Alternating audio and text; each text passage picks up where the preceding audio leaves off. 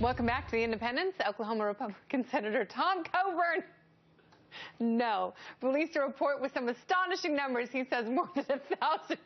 Oh, no. Sorry, we were laughing about something else that had nothing to do with the subject matter. And it's live TV, and I love you very much, and I thank you for your grace and patience. He says more than 1,000 vets have died while waiting for care from the government-run military health facility, and taxpayers have had to pay almost $1 billion in malpractice payouts over the years. Coburn, in fact, was once a physician in the VA. Well, we got to get back into some specifics of the report as we welcome back Dan Caldwell of Concerned Veterans for America. Dan, great to have you with us again. Thank you for having me again. So give us the nuts and bolts of the Coburn report, because it's pretty dramatic. It's kind of stuff we've heard before, but much worse. Well, to basically sum it up and steal a line from one of our policy gurus, this report is like if a bunch of libertarians got together and wrote a movie script about government bureaucracy. Of course, it'd be a horror movie, because that's what this report is. It basically, everything that we've ever thought about what an out-of-control government agency can become is embodied in this report. There's so much to go through, from wasted money, unreported patient deaths, retaliation against whistleblowers, a weird plot involving a VA police chief to involve himself in a rape and murder scheme. I mean, you guys could do a whole show about this and use it to rail against the evils of out-of-control government. It is that bad. I mean, female patients getting unnecessary pelvic and breast exams from sex offenders. A new whistleblower in Phoenix, by the way, a new woman has come forward and said that she was actually keeping the real list of people who were being withheld from seeing doctors. Right, and you know, I'm from Phoenix, and this basically what she's doing is she's just providing further evidence about the secret list that other whistleblowers and reporters have discussed before.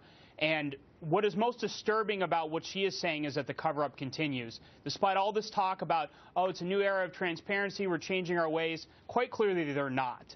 The VA is not changing. In fact, our group and others are saying they're in fact digging in, and they're preparing to fight any reform, any efforts to break this broken culture, unfortunately. Dan, what is your group doing in terms of changing the conversation from where it usually goes with these things? It's like, wow, this report has a lot of bad apples in it, to talking about structural reforms baked into the system that have created this situation?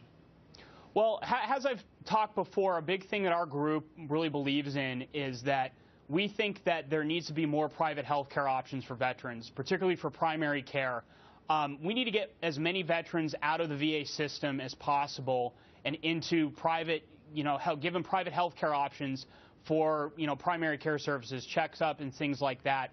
And ultimately, we'd like to see the VA kind of transition away from being this all-encompassing single-payer health care system to being a more competitive entity that gives veterans like myself health care choices in the private sector, and then probably moves towards more specializing in treating veterans with service-connected disabilities instead of just, a grab bag of every health care service under the sun.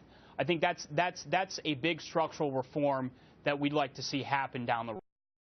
All right, well, what is it going to take? I mean, how many inspectors general reports do you need? How many congressional reports do you need? Do you need a special prosecutor? Because, they're all going back and coming back to the public with horror stories. So where does it end, and what does it take to make those fairly simple changes you're talking about?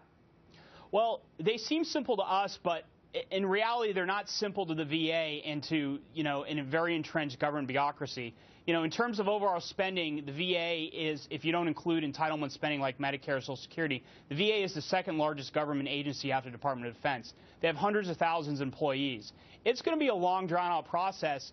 And even if you do pass great legislation doing everything I just said, the VA is going to try and undermine it and sabotage it. So what you're going to have to do is you're really going to have to pass laws concurrently with some of these reforms that make it harder for out-of-control VA bureaucrats like the ones that Dr. Coburn has identified, and make it harder for them to do the things that they're doing. Make it easier to fire them, restrict their bonuses, restructure the performance system, increase transparency and things like that. We've only got a few seconds left here. I'm just wondering, what is the status of those reform legislations that were making their way through the House? Are we going to see anybody getting fired anytime soon?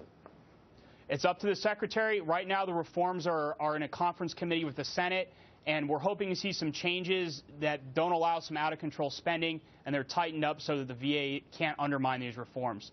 That's the current status right now. The conference committee hopefully will come back with a good product here within the next week or so. Yeah, the more ideas you get, please bring them to us as the story continues to unfold. Hopefully, you know, no more shock and awe from these consistent reports. I think the floodgates are really going to open with various whistleblowers, and hopefully that will build on what we've already heard to make the changes that you have laid out. Dan Caldwell, thanks so much. Thank you for having me.